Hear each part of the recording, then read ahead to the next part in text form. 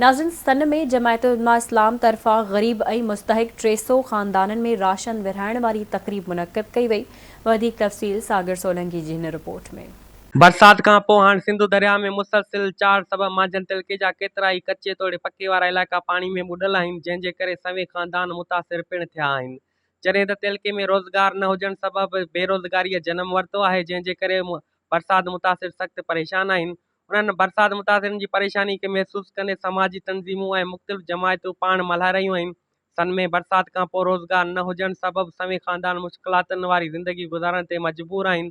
सन तोड़े आसपास जे ग़रीब मिसकीन बरसात मुतासिरनि जी अहिड़ी ॾुखिये घड़ीअ में जमियत उलमा इस्लाम तरफ़ां सन जे अरबिया तौहीदिया नूरुल हुदा मदरसे में राशन विरहाइण वारी तक़रीब मुनक़िद कई वई। कोठायल तक़रीब में सन जे 300 खां वधीक मुस्तहिक़ ख़ानदाननि में राशन विरहायो वियो। उहो राशन जमियत उलमा इस्लाम सूबे सिंध जे जनरल सेक्रेटरी मौलाना राशिद महमूद सुमरे जी निगरानी में मुतासिरनि खे ॾिनो वियो।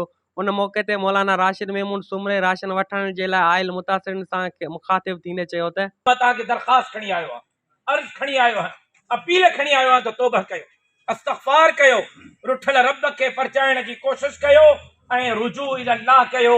ज़िंदगी अल्लाह ऐं अल्लाह जे रसूल जे हुक्म जे मुताबिक़ गुज़ारियो।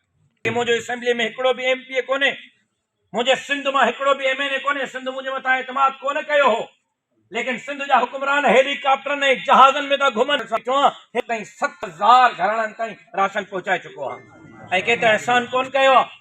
मां पंहिंजो फर्ज़ पूरो थो कयां, मां सम्झां। मौलाना राशिद महमूद सुमरे मुतासिरनि खे हिदायत कई त वक़्तु यकीनन ॾुखियो आहे, पर असांखे हर वक़्तु अलाह खे पाॾाइणु घुरिजे, जंहिंसां ई असांजूं मुश्किलातूं आसान थींदियूं।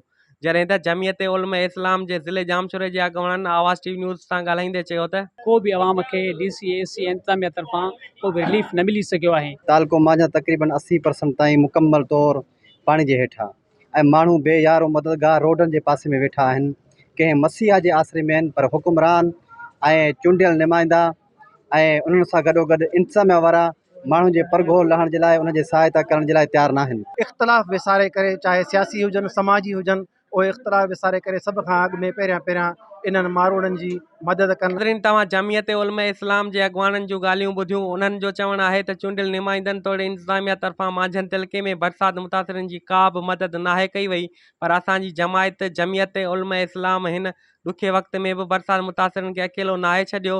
जमायत तरफ़ां 300 ख़ानदाननि में राशन तक़सीम कयो वियो आहे। अॻिते बि बरसात मुतासिरनि जी हर मुमकिन मदद कई वेंदी। सागर सोलंकी, आवाज़ TV न्यूज़ सन।